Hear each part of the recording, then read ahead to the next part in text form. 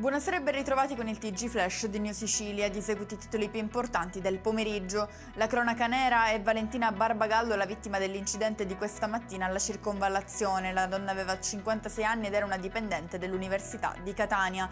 Letale per lei che viaggiava su un mezzo a due ruote lo scontro con un'auto.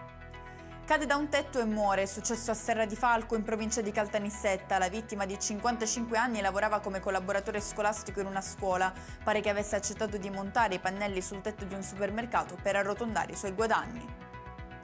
Avviata un'indagine per tentata truffa ai danni della regione siciliana relativa ai rimborsi sul caro voli. Al centro dell'inchiesta c'è uno studente di 26 anni che avrebbe percepito indebitamente i rimborsi previsti per l'acquisto di biglietti aerei. Recuperato il Boma del Baesian, il velero affondato al largo di Porticello la notte del 19 agosto scorso. Una delle due navi impiegate nell'operazione ha tirato sull'albero. Il relitto ha rivisto la luce a distanza di 10 giorni dal decesso del submorto dopo l'avvio dei lavori. In chiusura le previsioni meteo per domani in Sicilia, l'alta pressione resta protagonista sull'isola, la giornata sarà caratterizzata da generali condizioni di bel tempo con temperature massime fino a 27 gradi. E con questo è tutto, prossimo appuntamento domani alle 13:30, grazie per averci seguito, buona serata.